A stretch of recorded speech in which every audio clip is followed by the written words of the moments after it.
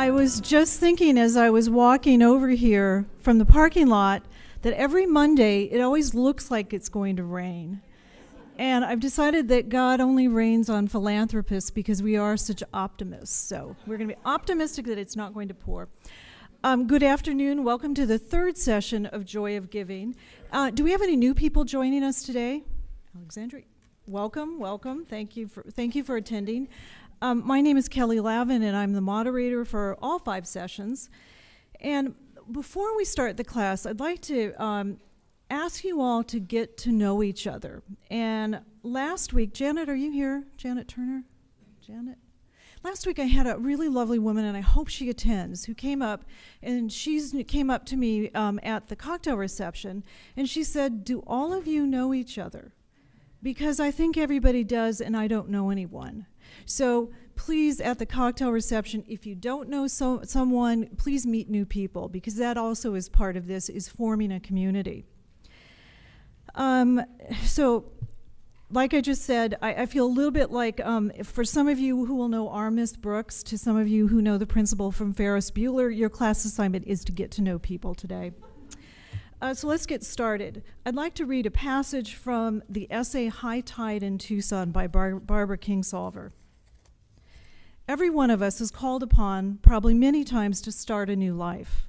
A frightening diagnosis, a marriage, a move, a loss of a job or limb, or a loved one, a graduation, bringing a new baby home. It's impossible to think at first how this will be possible. Eventually, what moves it all forward is the subterranean ebb and flow of being alive among the living. In my own worst seasons, I've come back from the colorless world of despair by forcing myself to look hard for a long time at a single glorious thing, a flame of a red geranium outside my bedroom window. And then another, my daughter in a yellow dress. And another, the perfect outline of a full dark sphere behind the crescent moon. Until I learned to be in love with my life again, like a stroke victim retraining new parts of the brain to grasp lost skills, I have taught myself joy over and over again.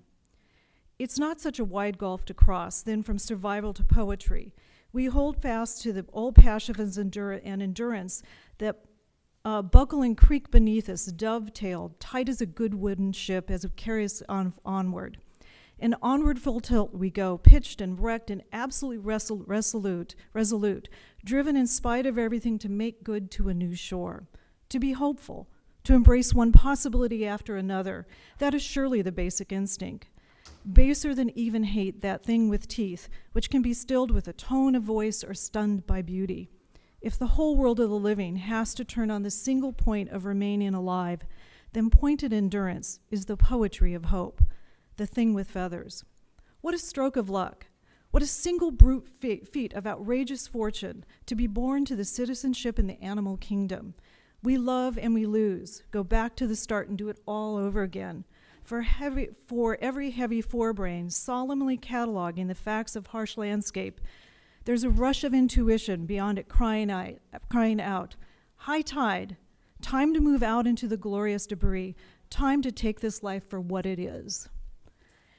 And as you all know from last week, if you were here last week, and you're getting to know a lot about my reading habits, but I happen to like essays also. And essays, like poetry, cause you to ponder, and it also lets your mind wander to find meaning into your own life. And while you may think, because last week's poet was from the Southwest, from right where I was born, and Barbara Kingsolver is also from the Southwest, right where I was born in Tucson, you know, you can take the girl out of the Southwest, but you can't take the Southwest out of the girl. I actually chose this particular essay because of its relevance to the local philanthropists that are speaking today.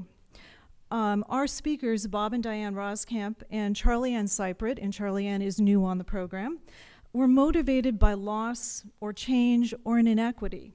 And they have, as Barbara Kingsolver wrote, moved their despair into the poetry of hope.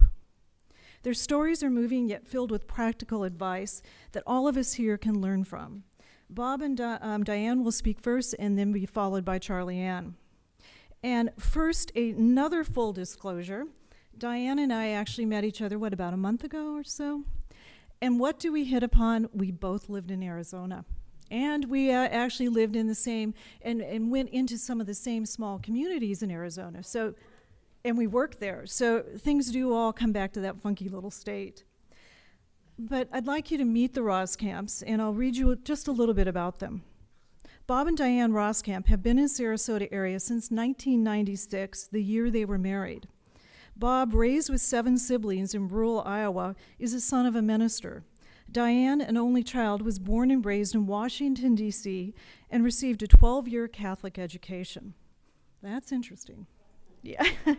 The Roskamps have been active together in building and managing continuing care retirement communities around the country since 1984. Although they both had early teaching careers, they met when developing competitive senior housing projects in Florida.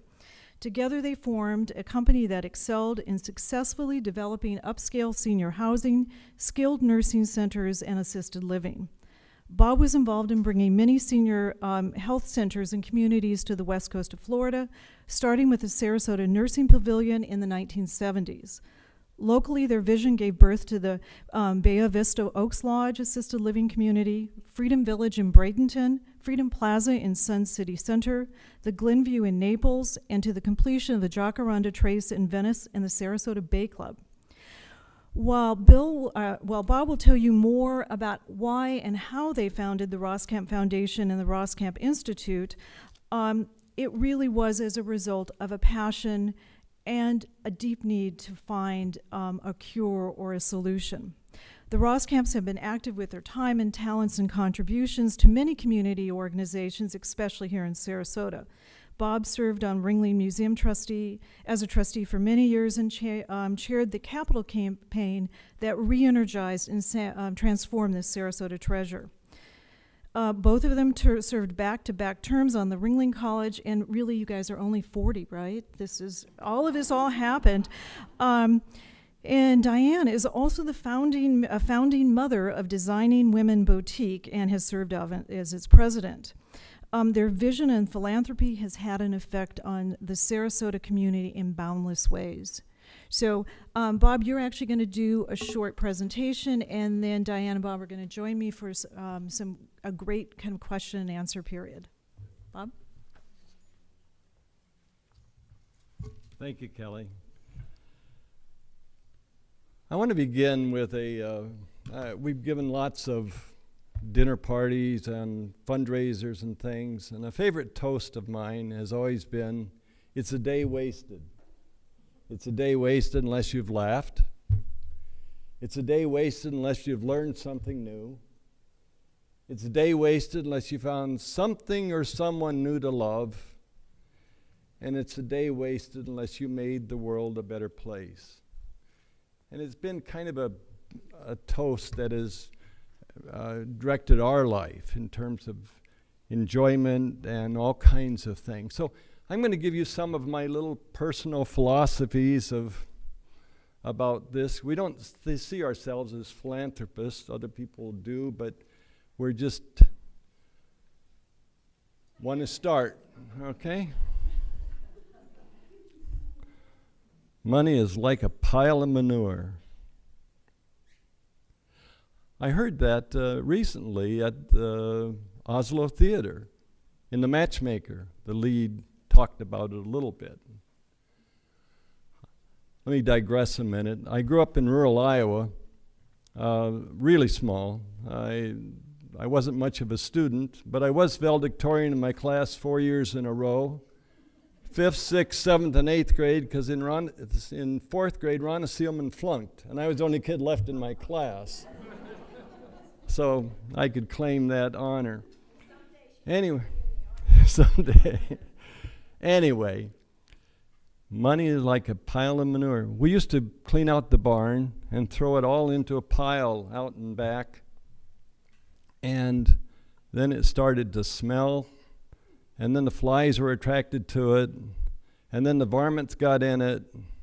And it just laid there. Until you did what? You loaded it on the wagon and you put it on your garden. You put it on your flower beds. You brought it out to the fields and planted corn, and everything grew around it. And so money, in that respect, if you just hang on to it and make a big pile of it and accumulate it, it doesn't do anything except become more. But if you spread it around, you can make the world a better place. We chose philanthropy because it makes us feel good. In a way, philanthropy is very selfish. We could be piling it up and passing it on to our kids and our grandchildren and all around. But would that make us feel good? Today, we're selfish. We're giving away our kids' inheritance. Okay? But they don't have any objection to it because they've always known that's who we are and that's who we are. And so, since we failed retirement, we also discovered that we needed a purpose for living. Some people can find purpose in hitting the ball straight, on the fifth green or that kind of stuff. It just doesn't happen to give us the kind of satisfaction that our life has chosen. So I wanted to share that I think Diane and I probably are the happiest people we know because of this. If you choose philanthropy, don't expect gratitude. Okay. T. Boone Pickens wrote a book, a chapter on gratitude. Life's shortest lived emotion. End of sentence. End of chapter. And so you don't do it so others will all applaud you and do all these kinds of things.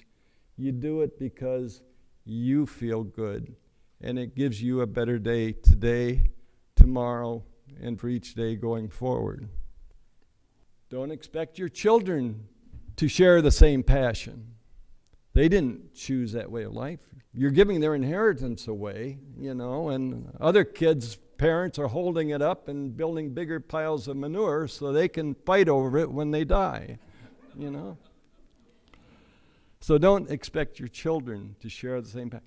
Although our kids appreciate what we do, I think they enjoy it, but they have other passions, and we don't expect them to share it. So we've got to make sure that what we do and build is independent and moves on in whether or not they share that passion or not.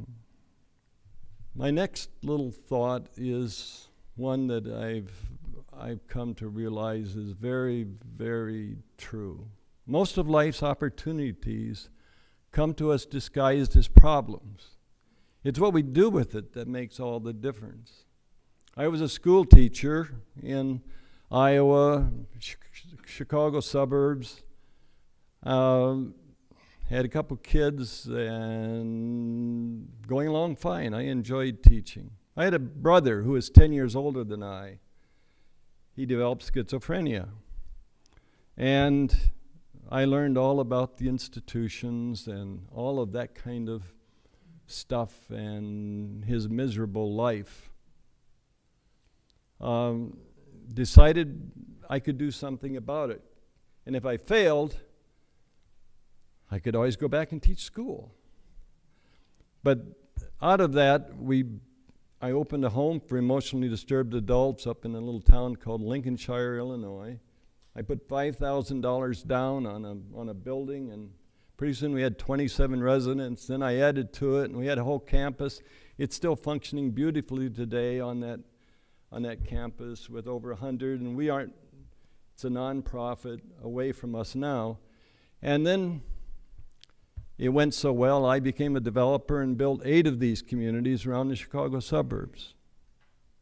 All because my brother Bert, who committed suicide, had schizophrenia. And that led to us coming to Florida and starting into senior housing and developing that kind of stuff that's already been mentioned.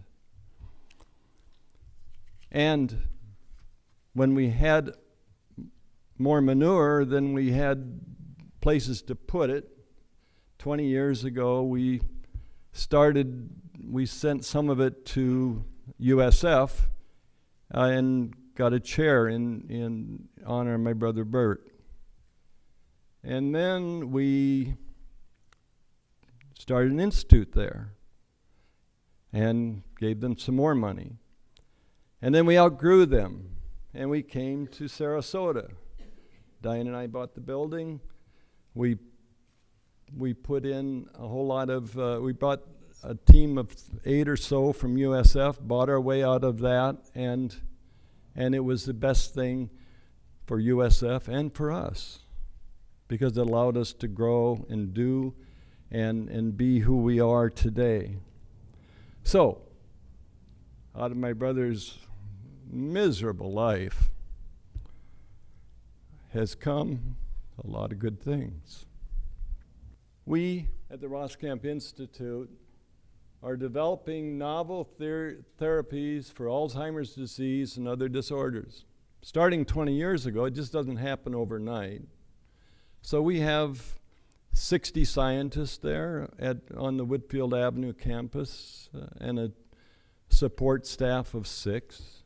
We do all kinds of things. We're debt-free. We have probably 25. I think that's understated by a whole lot. We have scientists from around the world dedicated and talented to not just caring for the disease, but attempting to cure it. We have, for instance, a drug in a phase 3 program in Europe right now, and we'll know the results in 2 years.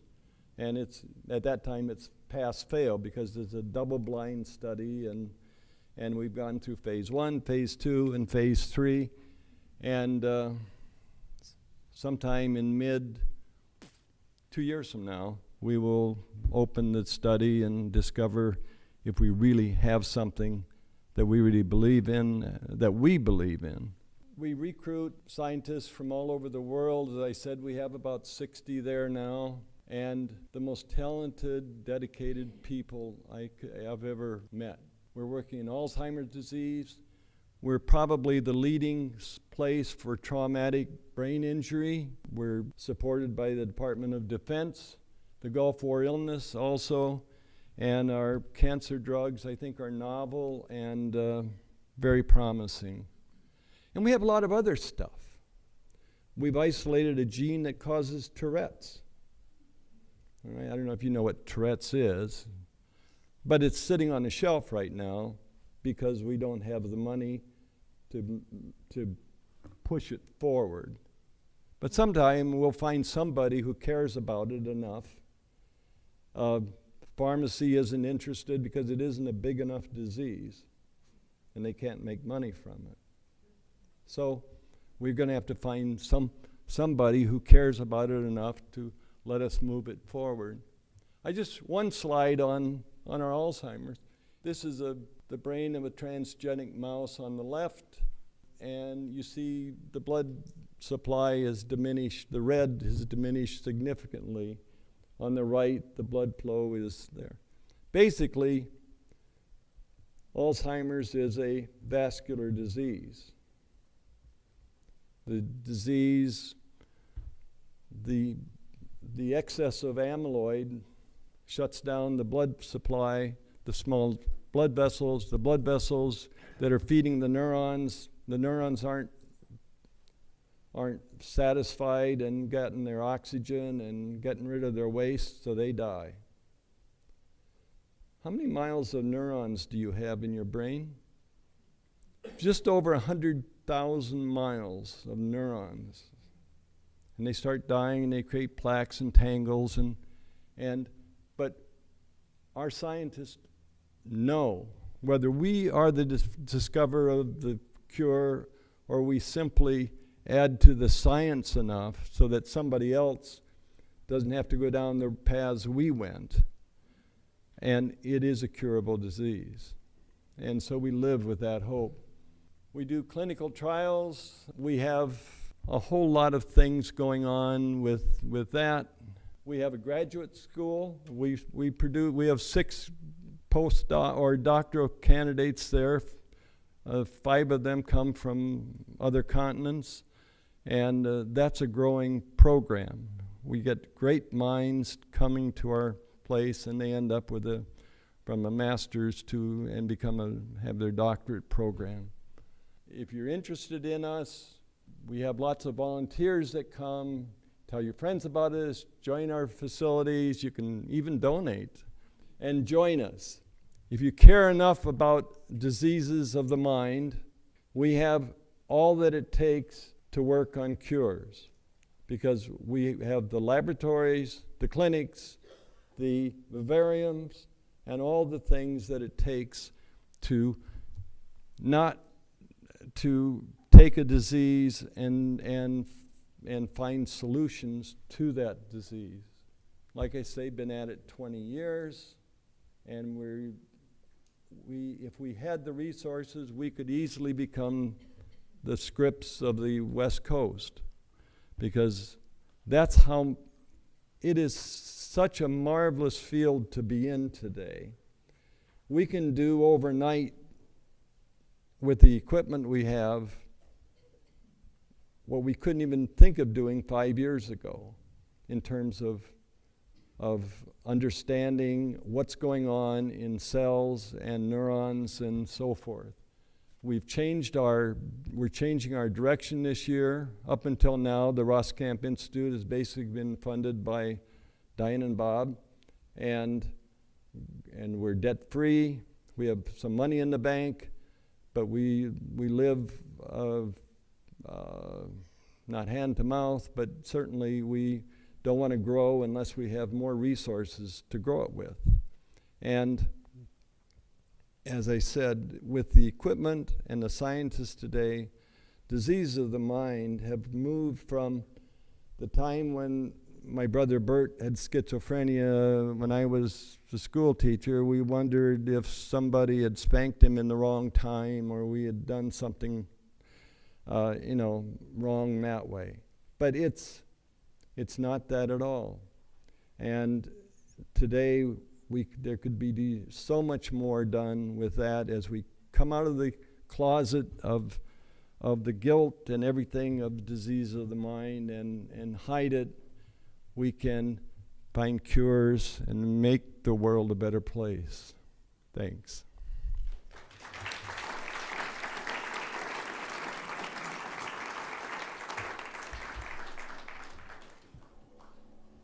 I do want to mention that I've got about 20 some odd copies of the Guide to Giving, and this is an annual issue that Sarasota Magazine, the magazine I'm publisher of, does every September.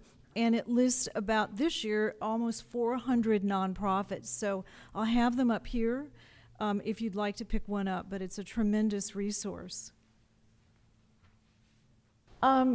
Bob and Diane, you mentioned that obviously we have children and grandchildren. How many grandchildren? We have 6 between us. I have 2 sons. Bob has 4 children and 8 grandkids.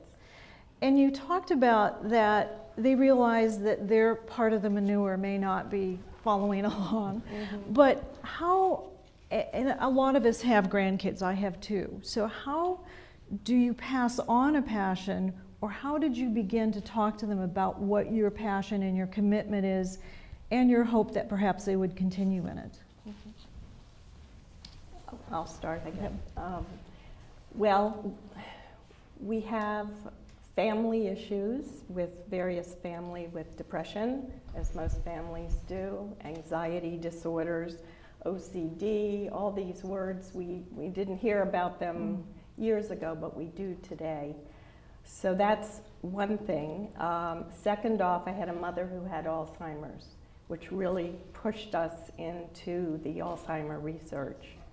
So these kids all grew up with hearing this and experiencing and friends and so forth. So they always were supportive of our endeavors to discoveries and find out more, and we made their lives part of the Institute. They've been part of its growth, knowing all the doctors that come in, and part of, we've tried hard to get the community to meet our doctors and the scientists that come in. It's really interesting for everyone, and to have some of the kids' classes would go over for tours and so forth. So they've been a part of that. And we've always felt, why in the world would we, having all that came to us through our work, what fun would that be if we couldn't share it outside of our family with others and people who need help? So the children have been very supportive, of course. I'll add to that just briefly, and for another observation, not to the children, but we did discuss this.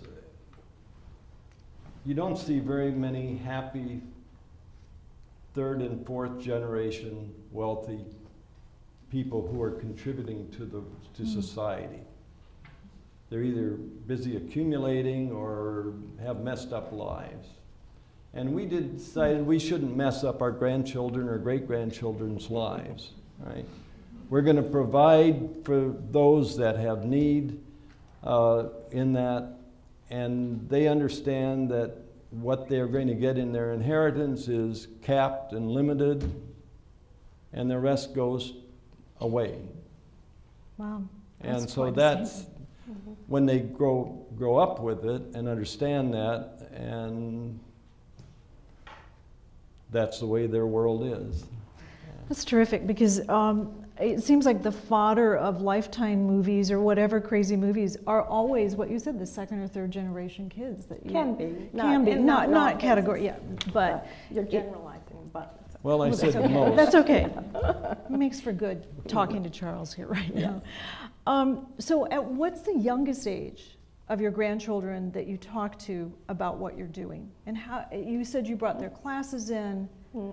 Yeah, their classes have come, certainly, and I don't know, they come up with this, and for some holidays we have given them money that they're going to give away, and then we want to hear the stories of who they gave it to and why and so forth, and that always makes for interesting discussions. So it's part of the family life. That's great, because we heard about that last week, where people start accounts for their kids, or they give them the giving cards from either the Gulf Coast or the Community Foundation. So a great way to start your kids.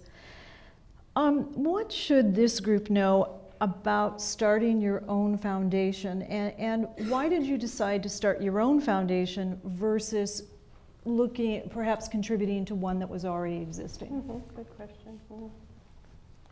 When we started, and this is not, we're just being honest here. I started by giving money to USF, and then half of it went to the football team, I thought. So, you know, to overheads. Now, this one doesn't have a football team. Seriously, I'm just making complete, no football team. This is in Tampa. Okay, good. Okay. Let's clear that up. That's where we started, was at USF. And I understand the overheads and all the pressures that a university may have. But that's why we moved away. We actually gave them $1 million to take our science and leave.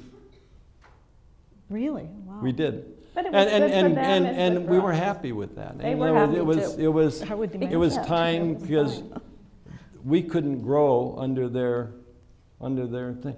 So we started out trying it, and then maybe you say we outgrew it. And so that was the only way for us to multiply it.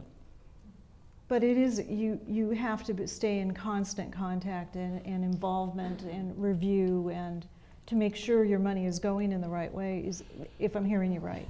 Well, I think we give of our time and of our money, and so we're very involved. And that's a selfish thing too. Some people, I admire the anonymous donor. You know, they're giving money to something that they care about, and why they choose to. We didn't. We even put our name on the thing, you know, and that may have been a big mistake, because everybody says that's the Roskamp's job, you know, that's the Roskamp's out there. They're doing that. I don't have to participate. We changed that this year. That's been a big discussion with the Institute. The Institute can't grow much because we're at our limit. And so unless Outrun other us. people start to help or we get more grants, we're going to have to just stay status quo. That is an interesting thing today because there is another foundation in town that's just starting up, the Benderson Foundation. And when you think about Benderson, you go, well, gosh, they've got that big mall out there, they have all that, why do they need money? And so sometimes you get hooked into the name versus the mission. And I've been fascinated by the articles in the New York Times about the Avery Fisher Hall in New York, where the Lincoln Center actually paid Avery Fisher family $13 million to take the name off of the building. There you go. So that is a big trend where you're seeing in perpetuity, where you're doing something in perpetuity, but doesn't allow for either market changes or to allow the group to grow. Yeah. So knowing that, what does the future of the Institute look like for you? What do you see as the future? Well, we gave a little bit of the slides and what our dream is. Our dream is that we can take what we've started there and it could become hundreds of scientists. And you know, you think of the economy that brings to this, you bring 60 PhDs into a community, that's a whole lot of stuff that is generated from that. Good people doing their thing.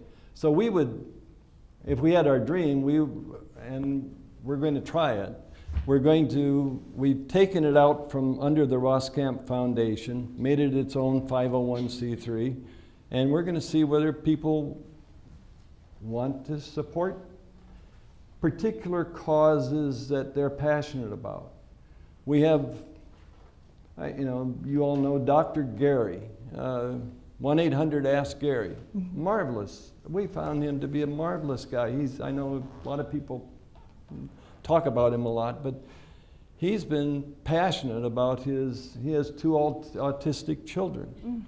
And he's just spent tens of millions of dollars. So he's working with us on some cancer things that he's passionate about, and starting with some autism work.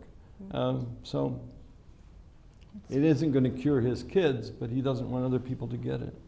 And so. And we've had several people knock on the door saying, here's my interest, a particular mental type of interest that a family member is struggling with. And as Bob mentioned earlier, Tourette's being one, we have some answers for Tourette's, but we need some families to find those families to come forward to take that forward. So going forward, that's the transition we see. Can we give this to the community, this institute? We'll continue to support it to the level we can, but does the community want it to grow? And if it does, we got to open that door. Jane Thompson is going to lead us in that this next year and see if the community wants it, wants to do that or not. And so it's another exciting chapter. It's evolving. And when we were building nursing homes and assisted living centers, Alzheimer's wasn't even a word. It was dementia, it was hardening of the arteries, and then we started learning about it, and everything came out of the closet and the woodwork, and now we know what we're dealing with. So we think in our lifetime we will see an answer to Alzheimer's, and that is where we see the Institute going. That is an incredible statement. Along with other things. Good. Class, do you have any questions? Hello. Hi, Tom. Thank you both for what you're doing and for your time here today. You said your children don't always necessarily follow your passions, and what I'm curious about is, when did you formally determine what your philanthropic mission was, and what was your family's involvement in that? Our philanthropic mission grew out of a family disease, and my brother Bert's schizophrenia. And then my mother's Alzheimer's. And your mother's Alzheimer's. And then children with depression and friends who would come to us with problems with adolescence and so forth. So the children were always a part of that, and I think in today's world, all children, most kids and teens are aware from the media what's going on with mental illness. So it was a natural, it's just kind of rolled into it for us. And I'll just add, no, I was a developer of things, senior housing and other things. And so building something doesn't scare us. It isn't necessarily a physical thing. You've got to take resources and a team and the right people. And we started off with some great scientists from England 20 years ago, and so they've led the team. And so it has just evolved. I never thought when we started it that we'd be, probably $80 million later, still as excited about it as we are today. And I thought I was going to give $1 million, and it's turned into more. And because we produced more manure. But the difference is that we've more focused. When we came to Sarasota, we were scattered. We were, Diane called them the fat years. The fat years, I called them, those years Yeah. where the money was rolling in. And we joined various organizations, not-for-profits, of which we heard there's 1,800 in Sarasota. And of course, the more things we got involved with, the more we were being pulled. So now we have a selective group of organizations we're involved with because our focus is on this, as is the whole family. And Jane's our niece, who is heading up, Jane Thompson. She's an attorney and our right arm, and she's going to be our director of development for the outreach to the community. A lot of Sarasota doesn't even know that what goes on in that little building, or know the great science and the researchers who are there. Good. Did I answer that? Yes, thank you. And while we're waiting for the next question, because she's got to bring the mic over, when you think about the economic impact of 60 people that you have with their families, 66, it's not only about the philanthropy, it's not only about that it's here, but you think about these are working people paying taxes, supporting. It's just a huge gift to the community and to the health of the community in more ways than one. Tremendously impressed with what you all have done and your accomplishment over the past 20 years. It's a very impressive story. I wonder if you could speak to why you think this is a more effective platform than being with a for-profit pharmaceutical company. For-profit pharmaceutical companies, and we have one. Our Archer Pharmaceuticals is a for-profit, and that contains now it's under the foundation. We have a for-profit pharmaceutical company called Archer, and Archer has all the patents for our Alzheimer's drug. But spending 20 years developing the science of Alzheimer's with talented folks, we found pharmaceuticals want to steal your science rather than pay you for it if they can, okay? So we're just being honest here, and they discount everything you do so that they can, and that's private enterprise at work. You may not like it, but it's the way it is. So we spend a lot of money on intellectual property of what we do, because someday, if that drug really works, the Institute will be a billionaire, and we can grow it from the science that we do, and that's the dream. We don't see ourselves as a different charity, and we respect them totally because they don't have the alternative. We have the means, we have the opportunity to produce profit from our science for the Institute, not for ourselves, but because we don't. It will all own go that, back but, into the Institute, everything. So, Right. We are a for-profit kind of enterprise, but it's, did I answer your question? Question up, Charlotte. we've got two right here. Age before beauty. This isn't a question. It's a compliment to the Roskamp Institute that you failed to mention. One of the things, I did a lot of research and work with Bob and Diane on the Institute, and one of the things that really touched my heart the most was they actually work with high school kids. And they go into Southeast High School, and I think your scientists work with the kids, that it's, some of the kids were at-risk kids, and they won the state championship, the science award, I think 3 years in a row. Wow. So not only are they doing the good work that they're doing, but they're growing the next generation of scientists. And you've made a difference. I think one of the kids is at MIT and the other one is at Tufts. So Wow. I would be remiss if I didn't remind you of that good work. Thank you, Charlie. We take interns from New College, USF, all over the country, and we even get personal calls sometimes, friends of friends whose child is in molecular biology or something. They have outstanding young kids that'll come do a summer program, and they're wonderful help in the labs. Mm.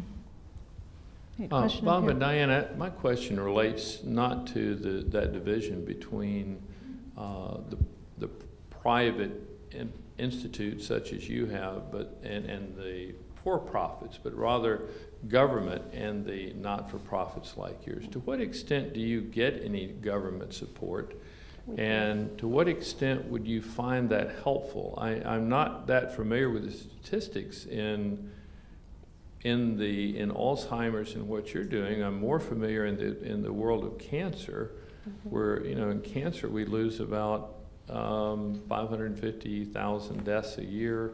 We spend more money from the federal government on sugar price supports than we do on cancer research. And so there are real priorities that get twisted in the political system on where you spend those resources. Have you chosen just not to go down that path, or do you seek governmental funding for what you're doing? The answer is we seek governmental funding and we receive it. We got about $4 million last year of governmental funding. Department of Defense, if that's governmental funding, and so forth. But governmental funding today, for the most part, is being sucked up by the bigger institutions. The universities have a lot more pull than the Roskamp Institute in terms of gathering money. Not an indictment, but at the universities, there's so much science going on. They're all in little silos. So this guy has his science and this guy has his science, but they can't take that science and make it into something. They can publish a report and maybe somebody else will pick it up. So that's the joy of a Roskamp Institute or a Scripps, where you have the chemist, the scientist, the everything, and you can move an idea from this to that. Back to your question, so we do that, but governmental funding is much less under the present administration than it's ever been anywhere else. And there's more people applying for it. So about 3% of the applicants get money. And of the 3% of the applicants that get money, of the applications from all the government agencies that do it, you've got to target certain ones, because the FDA is a broken instrument in my view. We're in Europe with our Alzheimer's study because the FDA is impossible to work with. Now, don't get into trouble here. For a little company. And the European He's Union. going to say something bad. Watch it. The European Union was so excited about it, they gave us €8.5 million to help us with the phase 3 study. We'd done the phase 1 over there, the phase 2, because we couldn't even get a response from the FDA. 30 days later, they send you 10 more questions. So I don't have a whole lot of respect for that organization. So we're in 9 countries with support, European support for our trials, which would cost us about $150 million to take it through a trial. And then one little thing, it can throw it out the window. So this is a safer bet.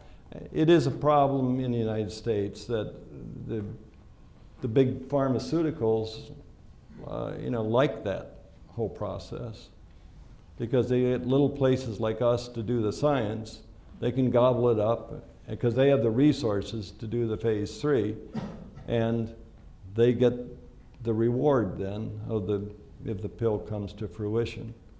It's just the way. I'm not down on anybody. I'm just saying this is the way. Well, and to this get is our back experience. to you, get back to the question on the foundation Yes. and why we did it ourselves rather than, because I think the community foundations are great and we are friends with them all, but. And maybe we're selfish. We want to be involved. We worked hard for this. We want to be involved. We found a way to have more fun than anybody else. So he's involved in a lot of these meetings at the Institute. He sits in on the science meetings and he wants to do it and be there. I don't want to do the science. No, not the science, but you want to be there and be part of it. And I clean guess, the mouse cages. No, I don't. But with a singular vision and an inspiration and what Barbara Kingsolver said, the poetry of hope. I mean, Yes. you two truly embody it. So Thank you are going to stay for the cocktail party, correct? We are. Yes. Great. So Yeah, of course. the rest of your questions we can ask in a hospitable Okay. situation. That'd But be thank great. you so much. You two Sure. are an inspiration to all of us. Our Thank pleasure you. to be here. Thank you. Enjoy it. I know. Oh my God. Meet Charlie Ann Seipert. Charlie Ann is a Phi Beta Kappa graduate of Wheaton College, Norton, Massachusetts, and the Syracuse University of College of Law. After working for the Department of Labor in the U.S. Virgin Islands, which I swear only Charlie Ann would get an assignment like that, for almost 3 years she moved to Sarasota in 1982. After joining the Public Defender's Office, she later became the founding partner of Scott and Williams, where she practiced criminal defense law in both Sarasota and Manatee counties until 1998 with Judge Charles Williams. Among her many accomplishments as an attorney, she was the first woman to be appointed to the 12th Circuit Judicial Nominating Commission by the Florida Bar. She's a frequent speaker both locally and statewide on the subject of criminal sentencing. After losing both her mother, father, and sister to cancer, she transitioned from advocating for the rights of the accused to advocating for cancer awareness, cancer patients, and those nonprofits serving the cancer community. She has served on the local boards of the American Cancer Society, Breast Health Sarasota, and both the local and national board of the Cancer Support Community.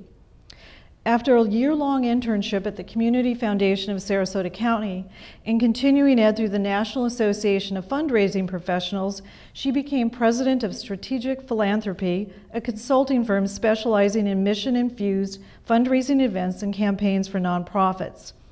She is passionate, and I mean passionate, about spreading the message of coexistence and the benefits of diversity and inclusion. Her clients currently include Legal Aid of Minnesota, the Sarasota Police Foundation, BTN Network, Manatee Education Television, the Sarasota County Bar Association Diversity Committee, and most recently the Sarasota Film Festival, where she serves as their development director. And she says she has found the film festival to be a perfect place for her because the documentary film provides a powerful platform for all of her passions. And as you all know, I like to do the official and non-official, so I have to say I don't know Charlie Ann from any place in the Southwest. She is a supreme multitasker, but she never misses out on the important details of her family and friends. And one of the most wonderful things that I've learned about Charlie Ann is that some of the friends that you make later in life are as wonderful and as caring as your friends that you had from your childhood. And Charlie Ann is an example of that. So please welcome Charlie Ann Seipert. Oh, thank you. And Charlie Ann has a wonderful husband, Jim Seipert, who I just learned still hasn't taken down your Christmas tree, but another story. That's a true thing. And I'd like, tell us about if you and Jim have a formalized giving plan, or tell us about your process. Well, first I want to say we're such good friends that only Kelly could call me up on a Friday afternoon and say, I need someone to fill in. So I think I made the C list.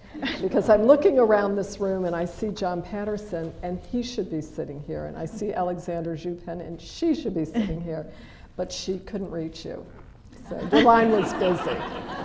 So I'm here on short notice, but I'm really honored to be here. Do we have a giving plan? The answer to that is yes. But before I go into what it is, I think the more interesting answer to the question is how it came about. And Bob really touched upon it. One December, about 3 years ago, as my husband was going through the credit card bills and the checking account, he added up all the money that we were giving to different nonprofits. And there was no rhyme or reason to it. And we, as Diane said, those were in the days, oh, you want to go to this ball, we'll write a check here. Oh, so-and-so needs money to raise for this campaign, we do that. And we looked at it, and it was a significant amount of money to us. And that's the first thing I want to say. Philanthropy, by the way, we don't give in the amounts that Bob and Diane give, but to us it was significant. And we saw that we were so scattered that we really said we need to think about, why do we give? How can we do this smarter? How can we do this more strategic?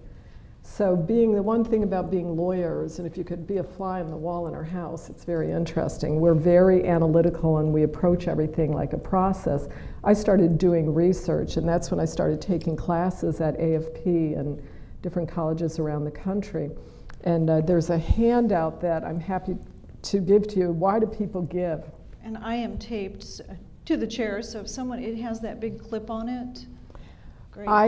I always thought, like Diane, I also had a Catholic upbringing, and I always thought I was Sarasota's Mother Teresa, or, that I was just this good-hearted person until I saw this list, and my reasons for giving were not so noble. I confess I gave because, have you ever been to Wine, Women, and Shoes? Have you ever been to Picnic sur la Bay? Any excuse to wear a costume, I'm there, and I want a table by the runway. And so my reasons for giving were really flawed. And my husband's, his reasons were almost as pathetic. He can't say no. So, he would give to noble causes, the Spina Bifida campaign or whatnot. There was just no rhyme or reason. So we decided that it was time for us to take control of our giving and do it smartly.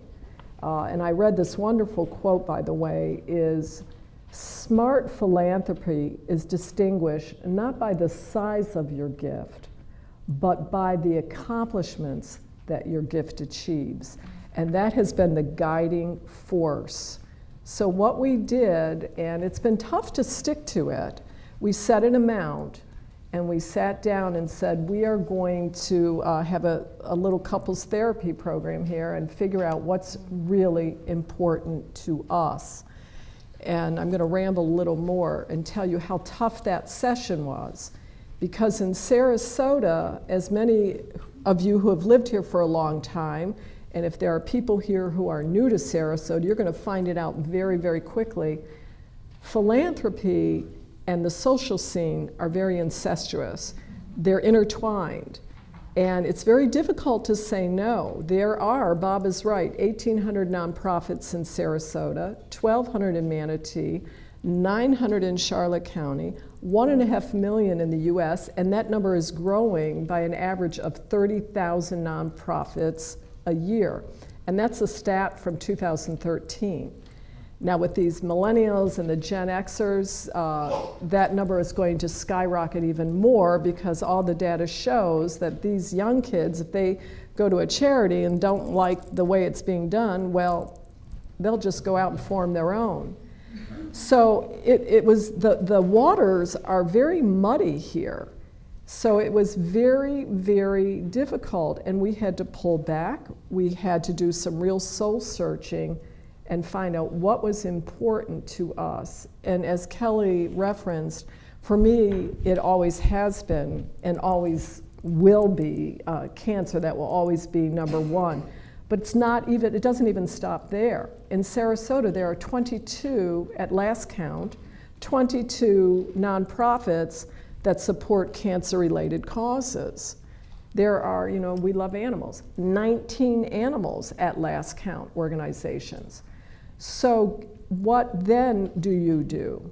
And that is, we have to take responsibility. We did, and I would encourage each and every one of you to do the same thing. Don't just say yes and write a check. Do your homework. And that is what, of course, Jim delegated that to me, but that is what I did. And I was, it's my favorite line from Body Heat, she was relentless. I really held the nonprofits. I put their feet to the fire. And we are grateful in this community. We have all kinds of resources that will help you do the research so you can pick what you believe to be the best nonprofit to receive your gift. I studied I really did study the profiles on the Giving Partner program that the Community Foundation, along with Gulf Coast and Patterson Foundation. You can just Google the name of your charity that you want to research, and everything and anything you want to know about that charity is there. And I started looking at what their mission was, how they spend their money. Although that wasn't the be-all and end-all deciding factor, I looked at the stability of their staff, the credentials of their staff, how many people they served. I looked at the stability and profile of the board of directors. And for those of you who've been in this community a long time, you get to know everybody. And boy, you can tell just by looking at a board whether it's really a puppet regime or whether or not you have really committed board members who share the mission and who are out there. And based on that research, we narrowed our favorite charities, and that's who we give to. And it has been a challenge, though, because I've had to say no to some dear friends. Not only did I give money because I like to wear a hat, but I would give money because, you know, oh, well, she supported me, so I have to support her event. And you know, she came to my event last year, so I need to go to her event. And I don't do that anymore. I'm just learning to say no at the ripe old age of 61, and I'm just being really, really smart about how we dole out our money because I want to make an impact. I want to make a difference. Now, you just don't stop at, well, you don't stop at all, Charlie Ann, but you, in looking at other ways that you give, you have been able to get a lot more people involved in giving on various levels through your giving circles. So can you speak about giving circles? Yes, and can I have a show of hands if people are familiar with the concept of giving circles? Okay, we belong to a giving circle. Okay, I was introduced to this by Roxy Jardy at the Community Foundation of Sarasota, and I thought it was just a wonderful idea. And I encourage all of you to learn more about it and consider forming a circle or joining a circle. I have a lot of friends who are very caring, compassionate people, and they want to help. We're all disciples of Pope Francis in Sarasota. We all want to make a difference. We all want to help, and we want to do it in a significant way. But we may not have the resources to start our own foundation. We may not have the resources to build that building. We may not have the resources to fund a $5,000 scholarship for a child. What a given circle is people with like minds, and that's really the key to success. You pull your resources. I belong to 3. The one that I started, I went to some girlfriends and said, if we each chip in X number of dollars a year, we'll meet regularly, and then we'll decide who to give that sum total to. And it has been the most rewarding, best experience I've been involved in philanthropy in Sarasota, because we all take it, it's interesting, everybody takes their gifting so much more seriously. The first year we did it, we were very casual, and a giving circle can be casual. Our meetings were held over a bottle of wine in my living room, and there was more wine consumed than there was discussion about philanthropy, but we got the job done. And then what's interesting, we set some ground rules, but the second year we chose not to give to the cause that was being advocated by one woman, and she got mad and quit.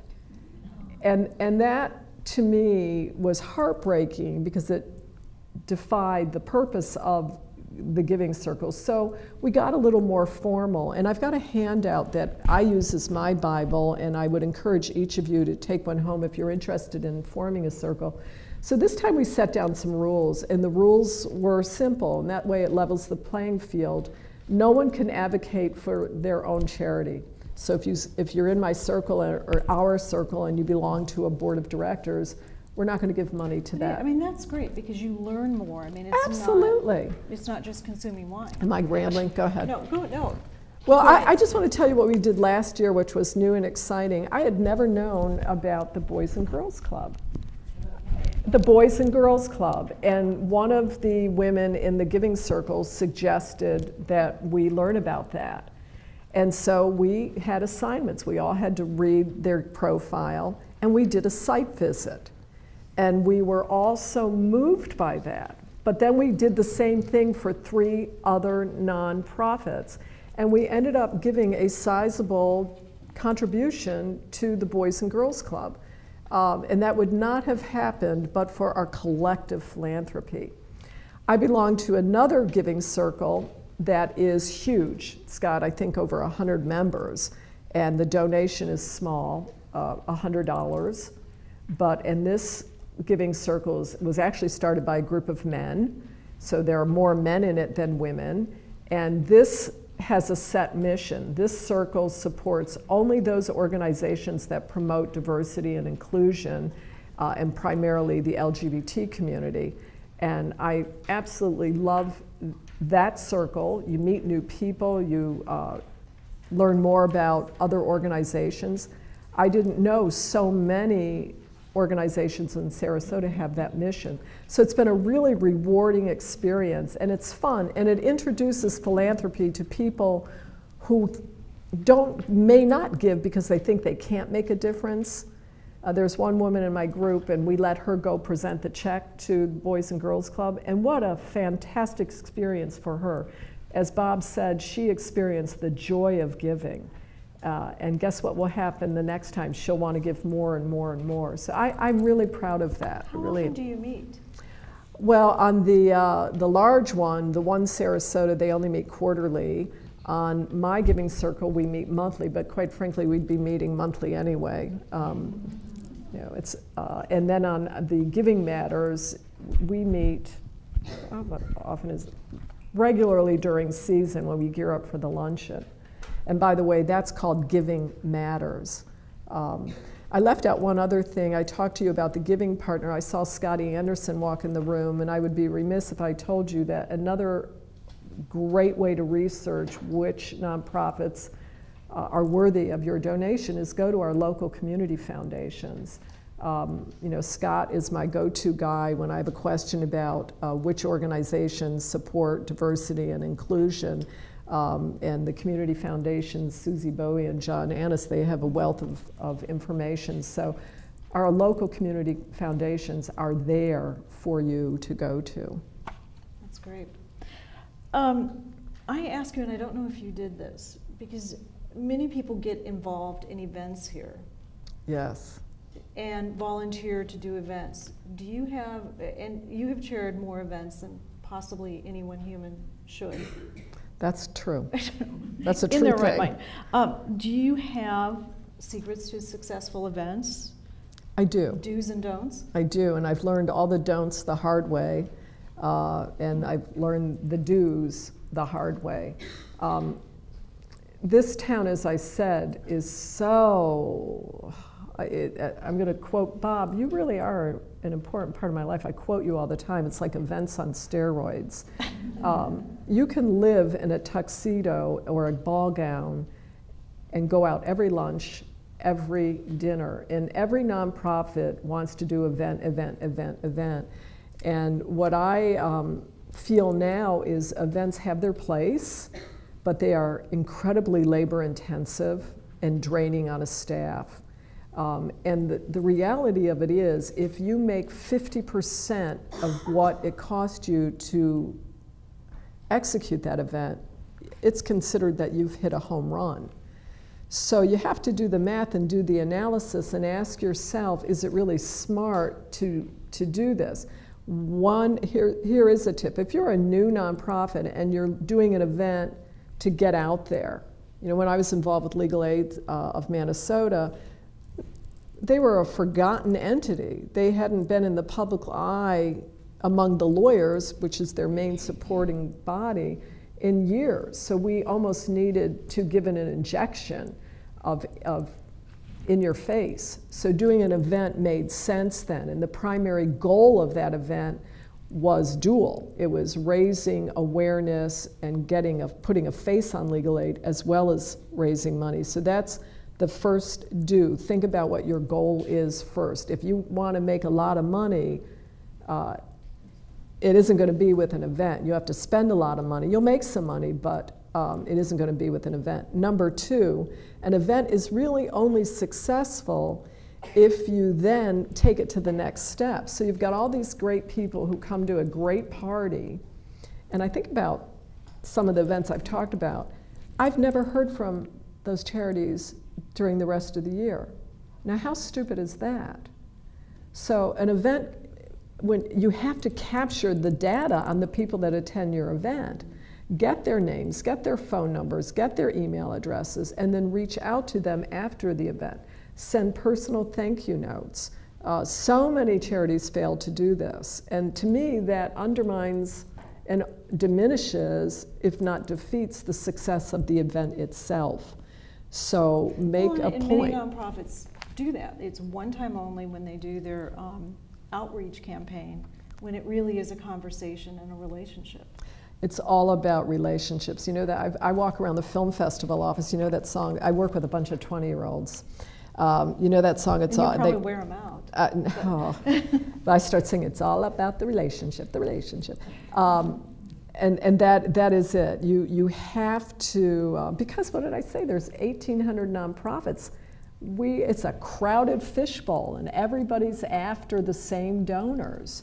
So one of the first things I'm trying to do at the film festival is really to massage and cultivate the culture of philanthropy there, because they've never really focused on that. So you can't just have somebody come to an event and then see you next April and bring your checkbook and write a bigger check next year. It doesn't work that way. You have to let donors, after today, I hope, will be smarter, and so you have to let them know what you're doing with their money. You have to ask their input. So those are some of the do's or don'ts. And the other thing is, keep your event mission infused. Even though Wine, Women, and Shoes is a great party, you don't leave that party without knowing why you're there. And that's important. If you, do you ever watch the Super Bowl commercial and not know what the heck it was a commercial for? Which all through, there was one, all last night I kept saying, what is this about? Oh, the Viagra, okay. But it turned out to be for the car. So, I don't know where I was going with this.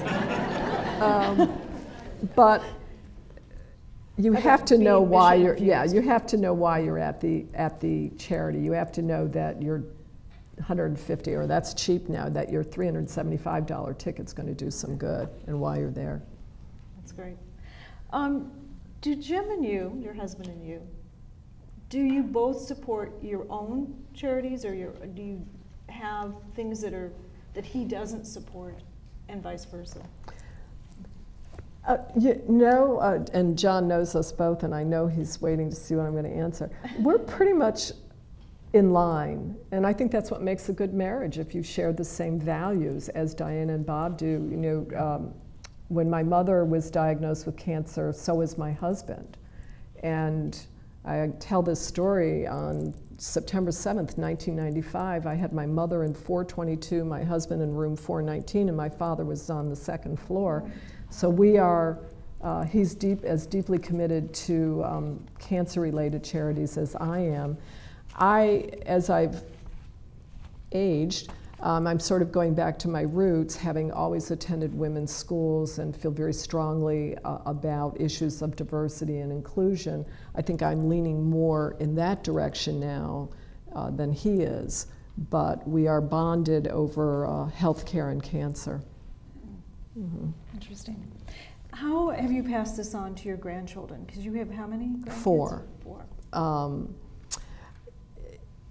I think we're doing it the same way that my father did with me. And I remember when I was a little girl, we were living in upstate New York in a snowstorm, and we were just thrilled that school was out. And my father was concerned that he couldn't get the Christmas packages delivered to the poor kids, that he had volunteered to do it for his company, and we drove out in the snow delivering Christmas gifts.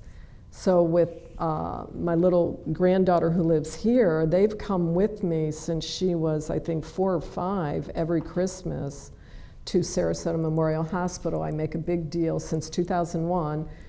Every Christmas we buy gifts for all the cancer patients and we deliver them to the hospital. And she looks forward to that every year and is excited about it.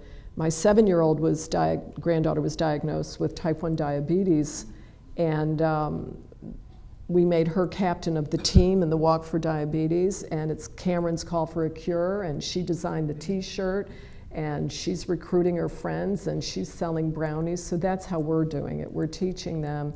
And you know, I think they see it as a joyful experience. Jameson, who knows? Not so much, but he's more into the video games. But the girls definitely, they get it. Oh, one last thing, I bought him a piggy bank, thanks to the Community Foundation. It's a piggy bank and it's divided in 3. And whenever I give them money, 1/3 they spend, 1/3 they save, and the other 1/3 they share. And we do, and then the other thing we do is when they come to visit it, I collect change all year long, and when they come, we break open the piggy bank, we count it together, and then we give it away together. So that's what we do. And how do you choose the groups? Do you put I let them choose. And how do they know? Well, Cameron now is obsessed, not obsessed, I'm saying that in a positive way. She's all about wanting to win first prize for her team in the type 1 diabetes. So she and Reagan always vote for that. And Alexa is more an animal lover. So I play referee. And it's always either diabetes, quite frankly, for the last, well, since she's been 7 and she's 10 now. So for the last 3 years, it's been animals and diabetes. Wow, that's terrific. Really terrific. And Alexa's into elephants now, so save the elephant fund. So. All over the place. Yeah. I know you had some prepared remarks. Do you have anything else you'd like to talk about? No, I probably rambled more than I need to. I just want to see one thing.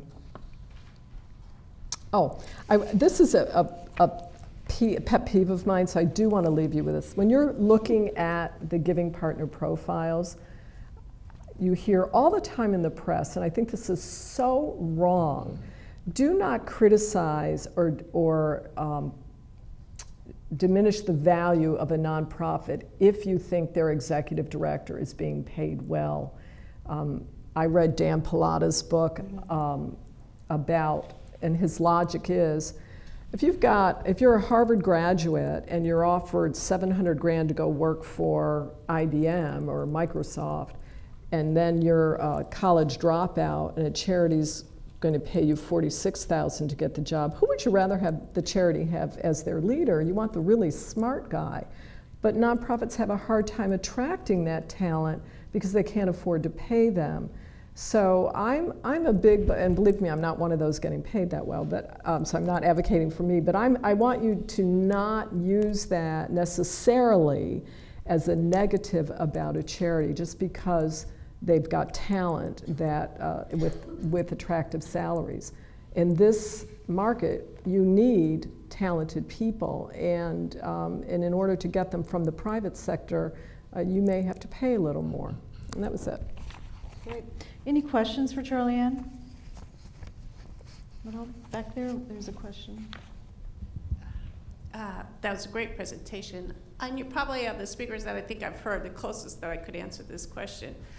You mentioned when you talked about examining charities, about looking at board members. And you also talked about giving circles and people really researching and choosing one and being very active on it. And the prior speakers talked about board members should also be donors. So when do you work with folks to move them on to being on a board so that they're giving more, since they're interested in it anyway, and they're donating anyway, or hopefully that they actually are involved in being on the board? Most of those, I think, are non-paid positions. They are, and that's a really, really good question. And people, I'll speak from the management part, you want people on your board who can give time, treasure, or talent, and there's a need for all three. Speaking from a separate and apart, as a private individual, you should never join a board unless you've got to share the mission. And again, in Sarasota, there's a lot of, oh, come serve on this board with me, it's really fun. No, it doesn't work that way. You have to be deeply committed. It's only fair to the charity. You've got to share a passion for the mission. And if you don't, you're not doing yourself any favors, and you're really not doing the charity a favor. To me, what a nonprofit should do is groom people to the board level. Now, that very rarely happens because, again, in these muddied waters, when you see a newcomer come to town that you think has money, the charities pounce on them. I'm keeping it real, girlfriend, keeping it real. The charities pounce on them to try to get them on their board because they think they'll write a big check. You have to be really careful with that because that will backfire. If the experience is not a positive one, you've just lost a potentially good friend. In a perfect world, what the interested person should do is go to, actually this is what happened to me at the cancer support community. I started out stuffing envelopes. When my parents died and my little sister got sick, I had a need. That's why I started. I needed to give some meaning to all that suffering. I felt I just had to fix it. So I started out just doing really menial things and volunteering at 5K runs, and then the next thing you know, I got put on a committee, and then the next thing you know, they asked me to chair a gala, and then the next thing you know, I was serving on the board, and then I went all the way up to the national level. And that was the right way to do it because I really learned the organization. Don't ever join a board simply because they want your money. It'll end up being bad for you, bad for them. Don't ever join a board because your friends are there. It's bad for you, bad for them. And that doesn't mean they're bad people because they asked you, and it doesn't make you a bad person. I'm gonna be candid. I served on the board of the Roskamp Institute, and I love what you do. By the way, the most incredible mouse homes, the mouse condos there are 5-star. And it's they are, and it's a wonderful place, but at the end of the day, I recognize that that wasn't my passion. So it doesn't mean that it's not. In fact, I think it's an incredible institute, and I encourage all of you to go there and visit it, but it wasn't what I wanted to do and where I could give. And I think that's what I'm going to close with. You know, giving is really, really personal, and there's no right or wrong. And don't let anybody, and you have the freedom to give how much you want and to whomever you want, and don't ever let anybody take that away from you. The only obligation you have is to give smartly. And if you do that, then you know the world will be a better place. Great. Thank you, Charlie Ann Seifert. Thank you. Okay.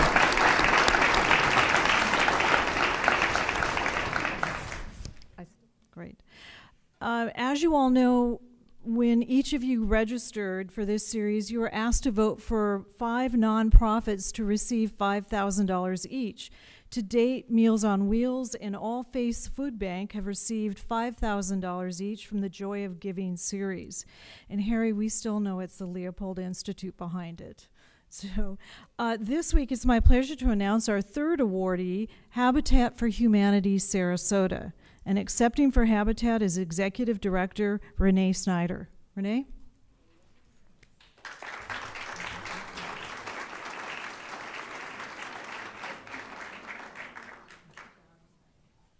Well, thank you so much for having me today, and thank you for allowing us to be a recipient of the grant. It's my pleasure to be able to share with you some of the good works that Habitat for Humanity Sarasota is doing in our community today.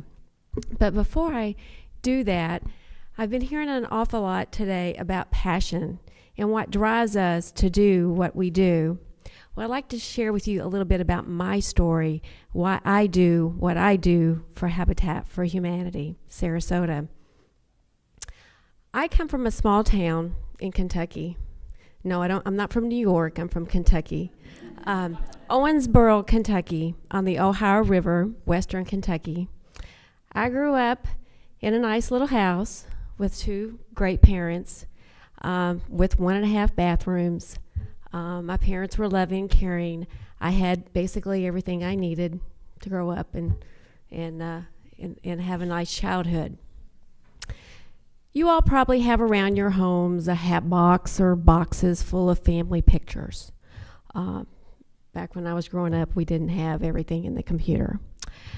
So my family regularly would go through those hat boxes or those boxes during the holidays and share old stories and old pictures, and that's something that we always looked forward to. And as I grew up, I started to notice that there were never any pictures of my father's house. There were always pictures and stories about my mother, where she grew up, and the things that they did in her house. And one day I asked my dad, "Dad, how come there's no pictures of the house that you grew up in?" And he paused, and he was a little shocked, I think, that I asked him that. He says, "Well, let's take a drive this weekend to the country, and I'll show you the house that I grew up in." So we did, and there was no house, but he told me the story.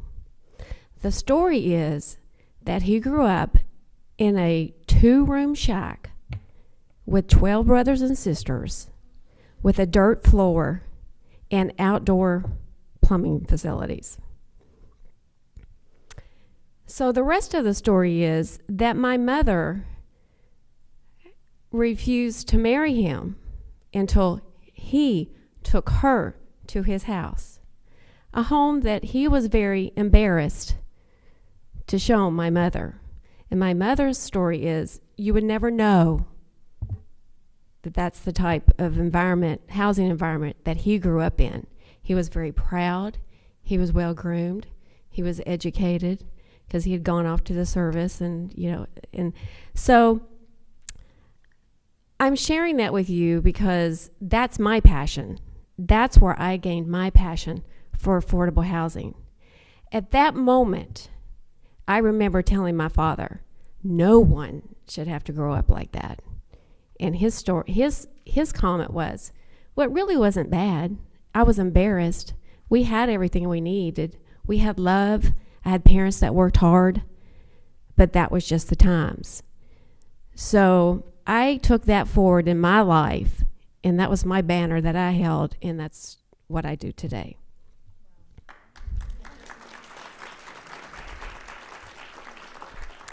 And I believe that God has led me on the path in my career to be here at Habitat for Humanity. So I have a banking career, I have a community development background, and a consulting background where I've developed affordable communities, put in roads and infrastructure. And I've had the fortunate been fortunate to be able to work in the trenches and get to know those families. So it's just it's really awesome. So I wanted to share that with you since you shared your passion and personal stories so intimately with us today. So so going forward a little bit about Habitat for Humanity Sarasota.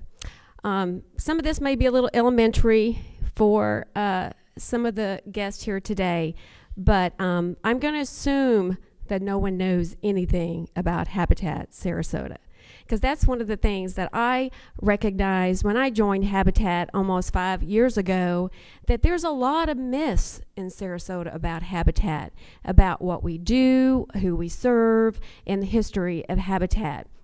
And Habitat is an organization entrenched with a lot of history.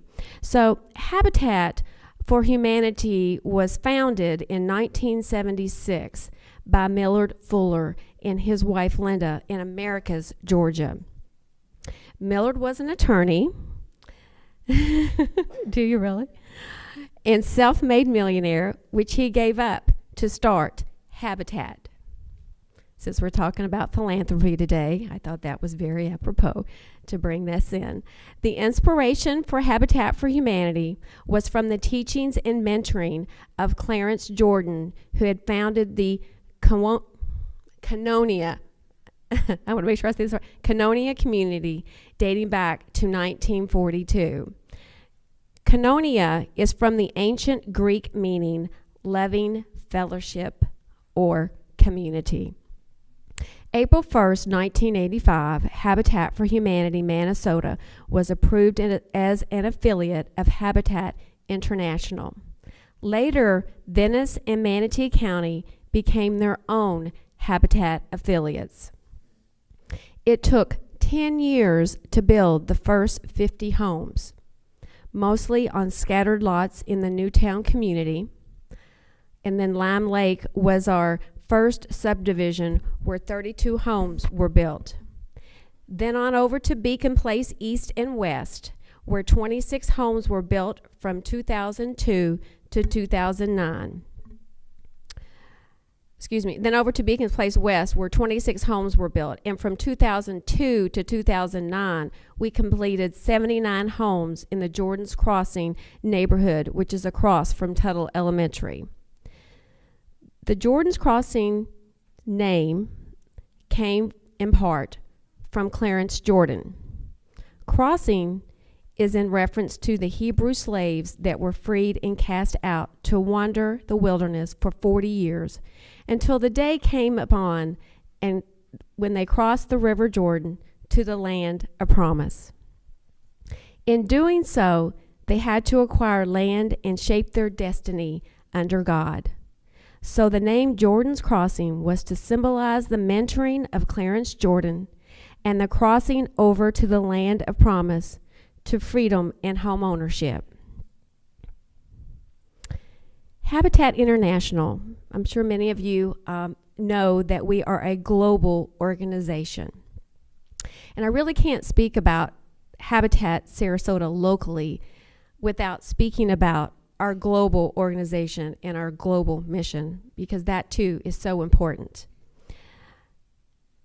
The past year, Habitat International announced the 800,000th home built or renovated worldwide, with a goal by the end of 2016 to complete our 1 millionth home. Habitat build and repairs homes in North America, Latin America, the Caribbean, Europe, Central Asia, Africa, the Middle East, Asia, and the Pacifics. Habitat affiliates tithe to Habitat International a portion for each home that we sell to be used to build homes in other countries that have no means to pay for materials. Habitat's vision is a world where everyone has a decent and safe home to live.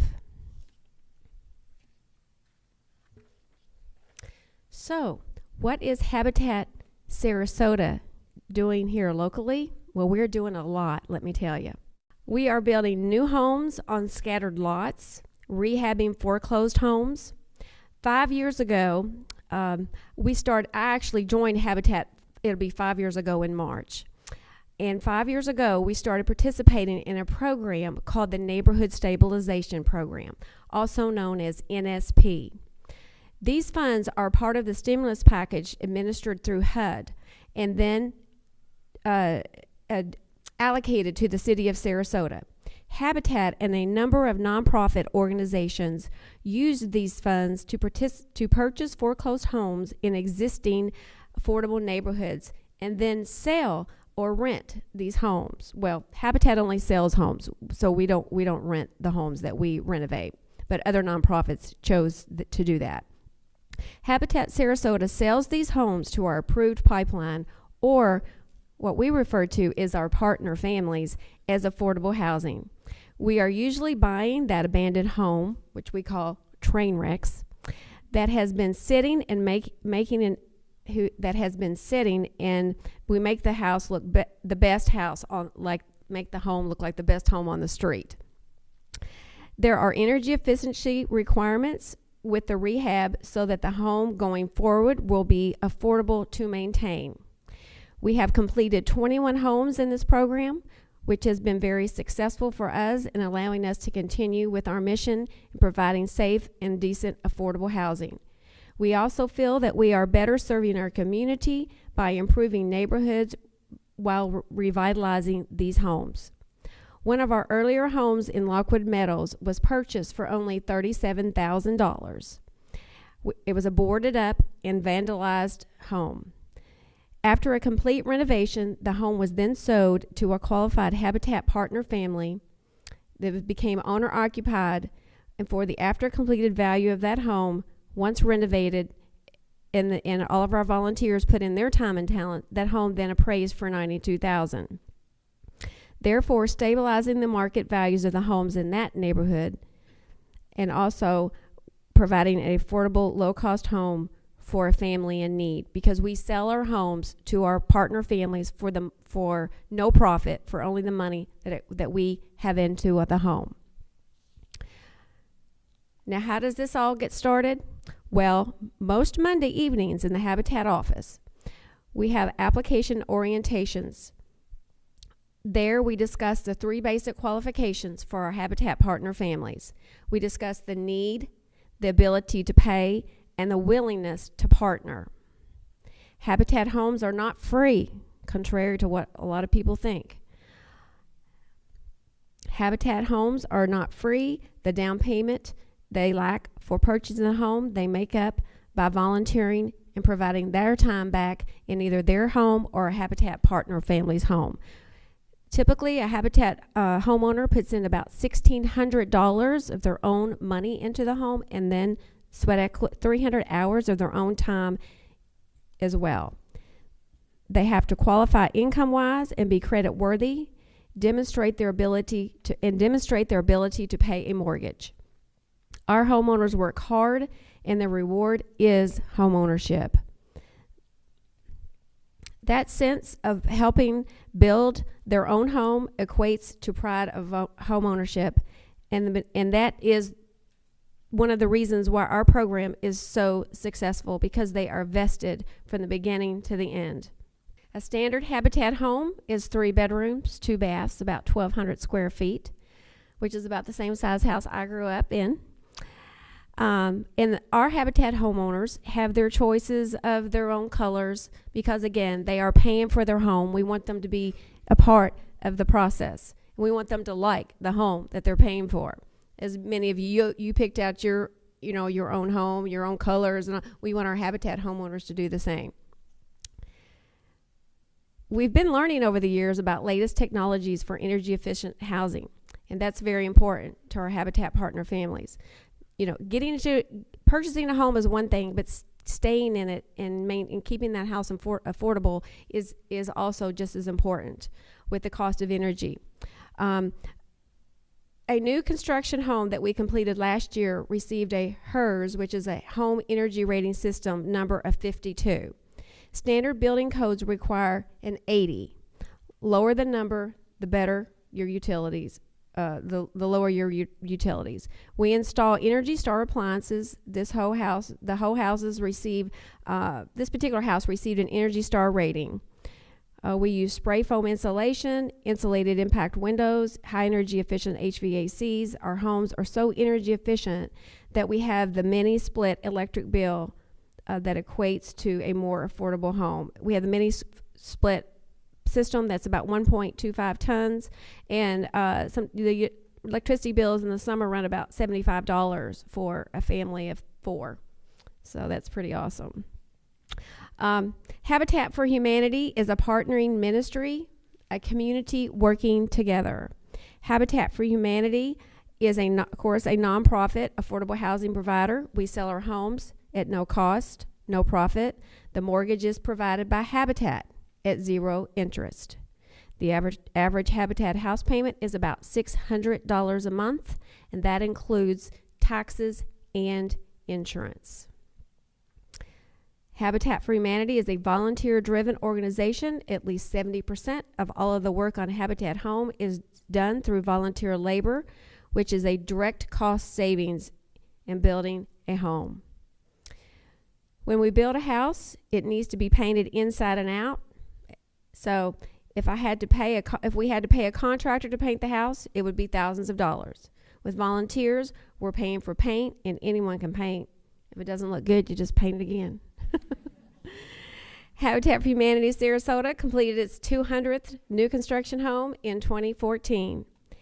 If you include the NSP foreclosure homes and the rehabs, we've served over 300 families in the past 30 years.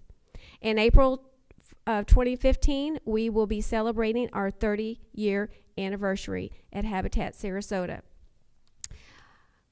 With the economy improving, our house project numbers are getting back to 10 to 12 homes a year. Funding these projects is done through donations and grants from individuals, foundations, and corporations. The principal portion of a Habitat house payment goes back into our restricted building fund, which is enough to fund 3 homes a year. So as we collect those mortgage payments, we have 164 homes that we collect mortgage payments on. Now we've provided more homes than 164, but our homeowners pay their mortgages off. So we recycle that money and build new homes. And any homeowner that pays off early, that also goes back into our restricted building fund.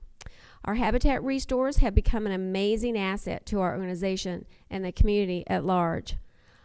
All revenue generated from our restore covers 100% of our administrative expenses and overhead. So we can say that 100% of every dollar that's donated to Habitat Sarasota goes directly into a restricted building fund to build a home, which is something that this organization has been striving for many years. And that is board mandated. Every dollar that comes in, unless it's restricted for something different than building a home, it goes directly to build a house. Before I conclude my presentation today, I want to tell you about a special day last year. We had a home closing on June 30th, which is the last day of our fiscal year, where we welcomed home a veteran. A groundbreaking ceremony was held the Saturday before, on Veterans Day, and July 1st, 2014, in Iraq and Afghanistan, Army Sergeant Miss Tia McCants and her daughter moved in to their new Habitat home, and I'm getting goosebumps right in here talking about it. The community was very supportive when we announced we were doing a veteran build project. This is the first time we had ever built a home specifically for a veteran. Windows were donated by PGT. Home Depot donated a $9,000 gift card. Bank of America donated the property, which was a beyond repair foreclosure home that we had to demolish the structure to make way for the new home. Numerous groups came out to build this home. It was truly, truly a community project. So we have a very short video to show you about this build, this very special build. But wanted to point out a few things though before the video starts. Towards the end, you will see a picture of 4 ladies that are professional interior designers. We heard that Tia, that the only possessions she had were the clothes that she had in a backpack. Everything she owned was in a backpack. So she had nothing to bring to this new home. She had no dishes, no coffee pot, nothing. So the ladies in the video, you will see, they furnished her home with goods from our restore. And you'll see her reaction when she comes in. So take a look, take a listen.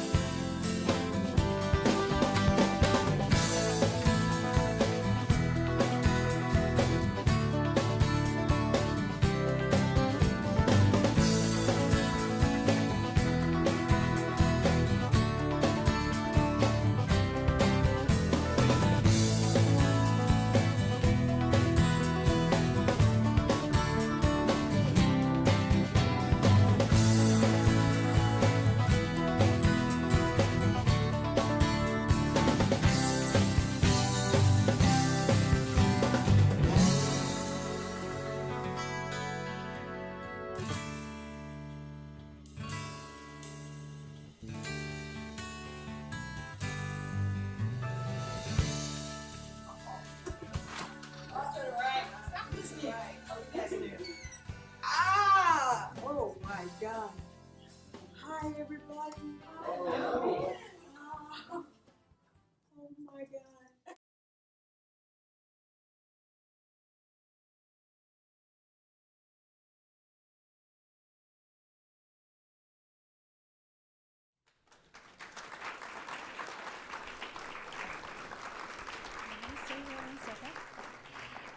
And if I could leave you with just one thing, Francine Deemer, who's our development manager, are providing you today with our community report, where we communicate with our donors each year to let them know how we are spending their money and the good that it's doing in the community. Thank you. On behalf of this first class and of the Harry Leopold Institute for Philanthropic Studies, it's my honor and pleasure to give you a check for $5,000. Thank you. Thank you. Thank you. Oops. This will go to help build a house. That was incredible. Thank you. This concludes our third session. Next week's session on February 9th is once again one you will not want to miss. It's Ambassador James Joseph on cultivating the charitable impulse. I encourage you to look up Ambassador Joseph's bio on Wikipedia because it is vast, it is long, it is, this is something you do not want to miss. And please join us now at the Powell Crosley Mansion for cocktails and fabulous food. Thank you. We'll see you next week.